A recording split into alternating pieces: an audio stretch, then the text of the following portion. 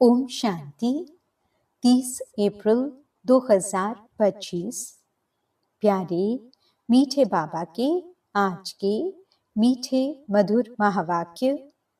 आज की मुरली में बाबा कहते, मीठे बच्चे, बाप तुम्हें पुरुषोत्तम बनाने के लिए पढ़ा रहे हैं। तुम अभी कनिष्ठ से उत्तम पुरुष बनते हो। सबसे उत्तम हैं देवताएं। प्रश्न, यहाँ तुम बच्चे कौन सी मेहनत करते हो जो सतयुग में नहीं होगी? उत्तर, यहाँ देह सहित देह के सब संबंधों को भूल आत्म अभिमानी हो शरीर छोड़ने में बहुत मेहनत करनी पड़ती है। सतयुग में बिना मेहनत बैठे बैठे शरीर छोड़ देंगे। अभी यही मेहनत व अभ्यास करते हो कि हम आत्मा हैं, हमें इस पुरानी दुनिया पुराने शरीर को छोड़ना है, नया लेना है। सतयुग में इस अभ्यास की जरूरत नहीं। गीत। दूर देश का रहने वाला। ओम शांति। मीठे मीठे रूहानी बच्चे जानते हैं कि फिर से यानी कल्प कल्प के बाद इसको कहा जाता है फिर से। दूर देश का रहने वाला आए हैं देश पर आए। ये सिर्फ उस एक के लिए ही गायन है, उनको ही सब याद करते हैं। वह है विचित्र, उनका कोई चित्र नहीं। ब्रह्मा विष्णु शंकर को देवता कहा जाता है, शिव भगवानुवाच कहा जाता है। वह रहते हैं परम धाम में, उनको सुख धाम में कभी बुलाते नहीं, दुख धाम में ही बुलाते हैं। वे आते भी हैं संगम युग पर। ये तो बच्चे जानते हैं। सतयुग में सारे विश्व पर तुम पुरुषोत्तम रहते हो। मध्यम कनिष्ठ वहां नहीं होते। उत्तम ते उत्तम पुरुष ये श्री लक्ष्मी नारायण है ना। इन्हों को ऐसा बनाने वाला श्री श्री शिव बाबा कहेंगे। श्री श्री उस शिव बाबा को ही कहा जाता है। आजकल तो सन्यासी आदि भी अपने को श्री श्री कह देते हैं, तो बाप ही आकर इस सृष्टि को पुरुषोत्तम बनाते हैं। सतयुग में सारी सृष्टि में उत्तम ते उत्तम पुरुष रहते हैं। उत्तम ते उत्तम और कनिष्ठ से कनिष्ठ का फर्क इस समय तुम समझते हो। कनिष्ठ मनुष्य अपनी निचाई दिखाते हैं। अभी तुम समझते हो हम क्या थे, अब फिर से हम स्वर्गवासी पुरुषोत्तम बन रहे हैं। यह है ही संगम युग। तुमको खातिरी है कि यह पुरानी दुनिया नई बननी है। पुरानी सो नई, नई सो पुरानी जरूर बनती है। नई को सतयुग, पुरानी को कलयुग कहा जाता है। बाप है ही सच्चा सोना, सच कहने वाला। उनको ट्रूथ कहते हैं, सब कुछ सत्य बताते हैं। ये जो कहते हैं ईश्वर सर्वव्यापी है, यह झूठ है। अब बाप कहते हैं झूठ न बोलो। Hear no evil, see no evil. राज विद्या की बात अलग है, वह तो है ही अल्पकाल सुख के लिए। दूसरा जन्म लिया फिर नए सिर पढ़ना पड़े, वह है अल्पकाल का सुख। यह है 21 जन्म, 21 पीढ़ी के लिए। पीढ़ी बुढ़ापे को कहा जाता है। वहां कभी अकाल मृत्यु नहीं होता। यहाँ तो देखो कैसे अकाल मृत्यु होती रहती है। ज्ञान में भी मर जाते हैं। तुम अभी काल पर जीत पहन रहे हो। जानते हो वह है अमर लोक, यह है मृत्यु लोक। वहां तो जब बूढ़े होते हैं तो साक्षात्कार होता है। हम यह शरीर छोड़ जाए बच्चा बनेंगे। बुढ़ापा पूरा होगा और शरीर छोड़ देंगे। नया शरीर मिले तो वह अच्छा ही है ना। बैठे बैठे खुशी से शरीर छोड़ देते हैं। यहाँ तो उस अवस्था में रहते शरीर छोड़ने लिए मेहनत लगती है। यहाँ की मेहनत वहां फिर कॉमन हो जाती है। यहाँ देह सहित जो कुछ है सबको भूल जाना है, अपने को आत्मा समझना है, इस पुरानी दुनिया को छोड़ना है, नया शरीर लेना है। आत्मा सतो प्रधान थी तो सुंदर शरीर मिला, फिर कामचिता पर बैठने से काले तमो प्रधान हो गए तो शरीर भी सांवरा मिलता है। सुंदर से श्याम बन गए। कृष्ण का नाम तो कृष्ण ही है, फिर उनको श्याम सुंदर क्यों कहते हैं? चित्रों में भी कृष्ण का चित्र सांवरा बना देते हैं, परंतु अर्थ नहीं समझते। अभी तुम समझते हो, सतो प्रधान थे तो सुंदर थे, अभी तमो प्रधान श्याम बने हैं। सतो प्रधान को पुरुषोत्तम कहेंगे, तमो प्रधान को कनिष्ठ कहेंगे। बाप तो एवर प्योर है, वे आते ही हैं हसीन बनाने। मुसाफिर है ना, कल्प कल्प आते हैं, नहीं तो पुरानी दुनिया को नया कौन बनाएंगे। ये तो पतित छीछी दुनिया है, इन बातों को दुनिया में कोई नहीं जानते। अब तुम जानते हो, बाप हमको पुरुषोत्तम बनाने लिए पढ़ा रहे हैं, फिर से देवता बनने लिए हम सो ब्राह्मण बने हैं। तुम हो संगम युगी ब्राह्मण। दुनिया ये नहीं जानती कि अब संगम युग है। शास्त्रों में लाखों वर्ष कल्प की आयु लिखती है तो समझते हैं कलयुग तो अभी बच्चा है। अभी तुम दिल में समझते हो, हम यहाँ आए हैं उत्तम थे उत्तम, कलयुगी पतित से सतयुगी पावन, मनुष्य से देवता बनने लिए। ग्रंथ में भी महिमा है, मूत पलीती कपड़ धोए, परंतु ग्रंथ पढ़ने वाले भी अर्थ नहीं समझते। इस समय तो बाप आकर सारी दुनिया के मनुष्य मात्र को साफ करते हैं। तुम उस बाप के सामने बैठे हो। बाप ही बच्चों को समझाते हैं। यह रचता और रचना की नॉलेज और कोई जानते ही नहीं। बाप ही ज्ञान का सागर है, वह सत्य है, चैतन्य है, अमर है, पुनर्जन्म रहित है, शांति का सागर, सुख का सागर, पवित्रता का सागर है।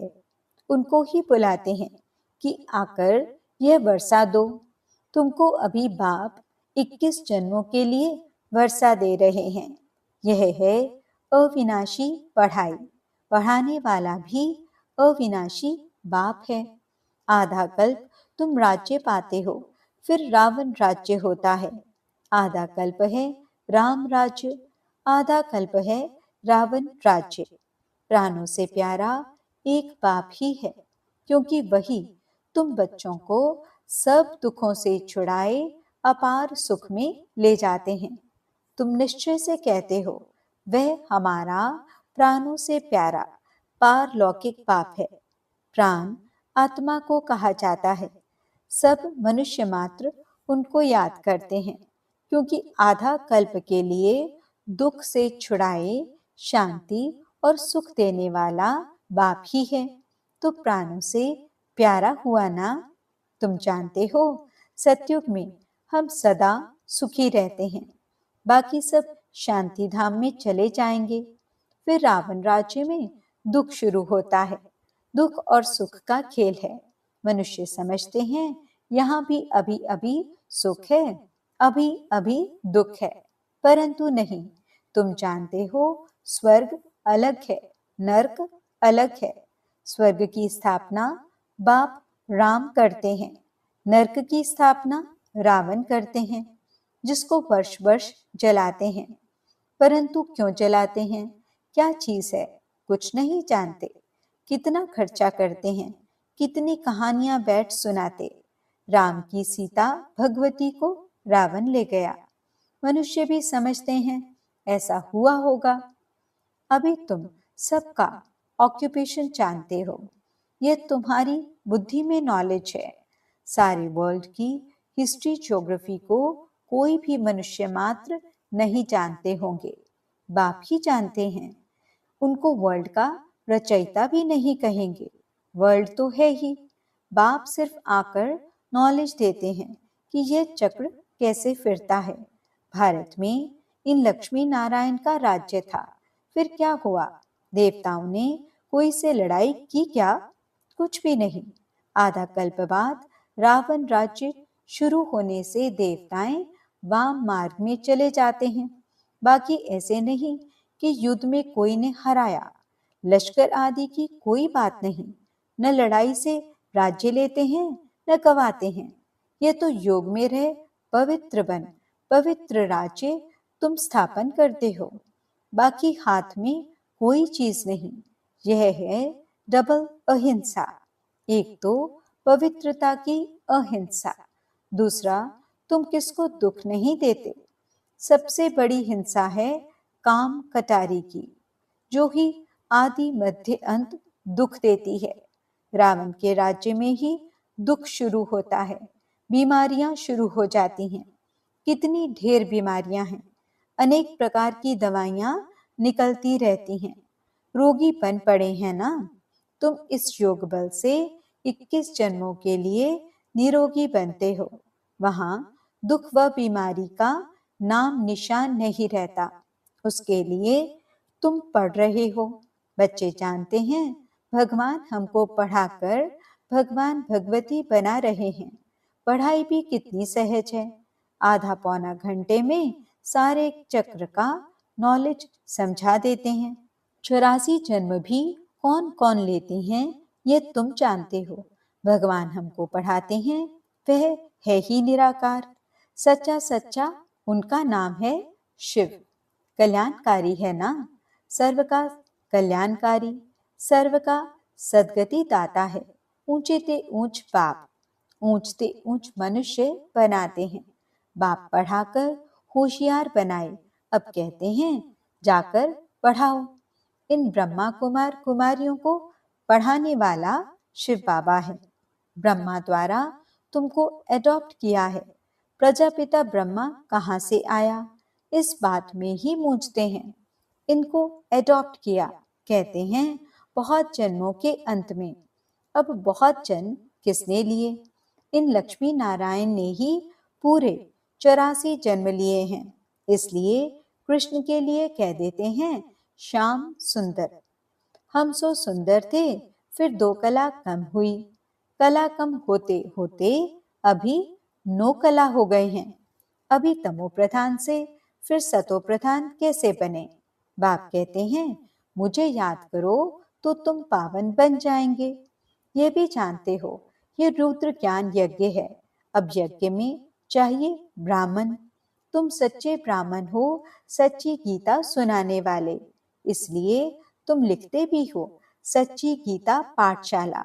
उस गीता में तो नाम ही बदल दिया है। हाँ, जिन्होंने जैसे कल्प पहले वर्षा लिया था वही आकर लेंगे। अपनी दिल से पूछो, हम पूरा वर्षा ले सकेंगे? मनुष्य शरीर छोड़ते हैं तो हाथ खाली जाते हैं। वह विनाशी कमाई तो साथ में चलनी नहीं है। तुम शरीर छोड़ेंगे तो हाथ भरतू, क्योंकि 21 जन्मों के लिए तुम अपनी कमाई जमा कर रहे हो। मनुष्यों की तो सारी कमाई मिट्टी में मिल जाएगी। इससे तो हम क्यों न ट्रांसफर कर बाबा को दे देवें। जो बहुत दान करते हैं वे तो दूसरे जन्म में साहूकार बनते हैं, ट्रांसफर करते हैं ना। अभी तुम 21 जन्मों के लिए नई दुनिया में ट्रांसफर करते हो। तुमको रिटर्न में 21 जन्मों के लिए मिलता है। वह तो एक जन्म लिए अल्पकाल के लिए ट्रांसफर करते हैं। तुम तो ट्रांसफर करते हो 21 जन्मों के लिए। बाप तो है ही दाता। ये ड्रामा में नूंद है। जो जितना करते हैं वह पाते हैं। वह इनडायरेक्ट दान पुण्य करते हैं तो अल्पकाल के लिए रिटर्न मिलता है। यह है डायरेक्ट। अभी सब कुछ नई दुनिया में ट्रांसफर करना है। इनको यानी ब्रह्मा को देखा, कितनी बहादुरी की। तुम कहते हो सब कुछ ईश्वर ने दिया है। अब बाप कहते हैं ये सब हमको दो। हम तुमको विश्व की बादशाही देते हैं। बाबा ने तो फट से दे दिया, सोचा नहीं, फुल पावर दे दी। हमको विश्व की बादशाही मिलती है। वह नशा चढ़ गया। बच्चों आदि का कुछ भी ख्याल नहीं किया। देने वाला ईश्वर है, तो फिर किसी का रिस्पॉन्सिबल थोड़े ही रहे। 21 जन्म के लिए ट्रांसफर कैसे करना होता है, इस बाप को यानी ब्रह्मा बाप को देखो। Follow father. प्रजापिता ब्रह्मा ने किया ना, ईश्वर तो दाता है, उसने इनसे कराया। तुम भी जानते हो, हम आए हैं बाप से बादशाही लेने। दिन प्रतिदिन टाइम थोड़ा होता जाता है, आफतें ऐसी आएंगी बात मत पूछो। व्यापारियों का सांस तो मुट्ठी में रहता है, कोई जमघट न आ जाए।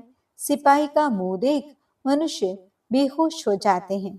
आगे चल बहुत तंग करेंगे, सोना आदि कुछ भी रखने नहीं देंगे। बाकी तुम्हारे पास क्या रहेगा, पैसे ही नहीं रहेंगे जो कुछ खरीद कर सको। नोट आदि भी चल न सकें। राज्य बदल जाता है, पिछाड़ी में बहुत दुखी हो मरते हैं। बहुत दुख के बाद फिर सुख होगा। यह है खूने नाहिक खेल। नेचुरल कैलामिटीज भी होंगी। इससे पहले बाप से पूरा वर्षा तो लेना चाहिए। भल घूमो फिरो, सिर्फ बाप को याद करते रहो तो पावन बन जाएंगे। बाकी आफतें बहुत आएंगी, बहुत हाय हाय करते रहेंगे। तुम बच्चों को अभी ऐसी प्रैक्टिस करनी है जो अंत में एक शिव बाबा की याद रहे। उसकी याद में ही रहकर शरीर छोड़ें और कोई मित्र संबंधी आदि याद न आए। यह प्रैक्टिस करनी है। बाप को ही याद करना है और नारायण बनना है। यह प्रैक्टिस बहुत करनी पड़े, नहीं तो बहुत पछताना पड़ेगा। और कोई की याद आई तो नापास हुआ।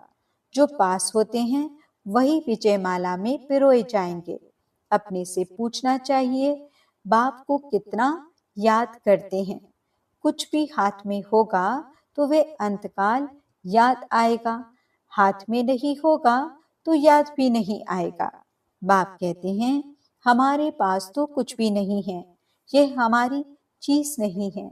उस नॉलेज के बदले यह लो तो 21 जन्म के लिए वर्षा मिल जाएगा, नहीं तो स्वर्ग की बादशाही गंवा देंगे। तुम यहाँ आते ही हो बाप से वर्षा लेने। पावन तो जरूर बनना पड़े, नहीं तो सजा खाकर हिसाब किताब चुकतू कर जाएंगे। पद कुछ नहीं मिलेगा। श्रीमत पर चलेंगे तो कृष्ण को गोद में लेंगे। कहते हैं ना, कृष्ण जैसा पति मिले व बच्चा मिले। कोई तो अच्छी रीति समझते हैं, कोई तो फिर उल्टा सुल्टा बोल देते हैं। अच्छा, मीठे मीठे सिकिलते बच्चों प्रति माता पिता बाप दादा का याद प्यार और गुड मॉर्निंग। रूहानी बाप की रूहानी बच्चों को नमस्ते।